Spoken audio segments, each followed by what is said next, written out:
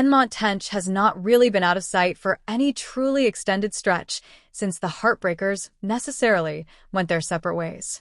At least not if you have strong eyesight.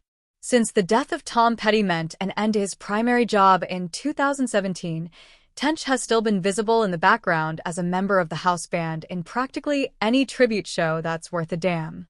And now he's moved up to the front line, a spot he's very rarely taken for himself, as a solo artist with his second album out on his own, The Melancholy Season. The new release on Donny Harrison's Dark Horse label follows 11 years after his first solo record. You should be so lucky. What took so long? Therein lies a tale, encompassing reasons both mundane. Tench is fine with not being extraordinarily prolific as a songwriter, and profound, as in a growing family and a health scare. With Tench having a certain patience about these things by nature, well, the waiting, in some ways, was the easiest part.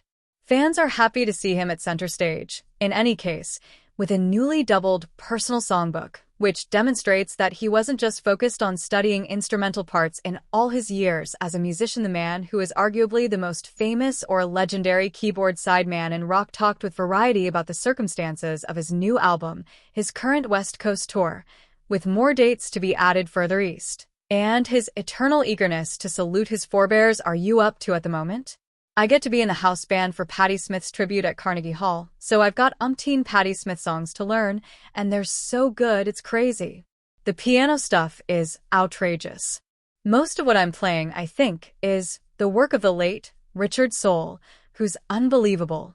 What an honor to get to do the tribute to Patti. How much work does it take for you to learn all that repertoire for a tribute like that? It's impossible. It can't be done. But I've done it every time. So, here's hoping. Let's talk about your new record. But let's also get into your feelings about songwriting in general. You've done it to some small degree, at least for a while. Rosanne Cash had a #1 country hit with a song of yours, Never Be You, back in 1986. But you've said you are not prolific. You are very unique among people who are known mostly for being instrumentalists in a band, because you are very cerebral, not just instinctual, and you have always been able to talk on a very intellectual level about songwriting in a way that's usually typical of somebody who's the main songwriter in a band.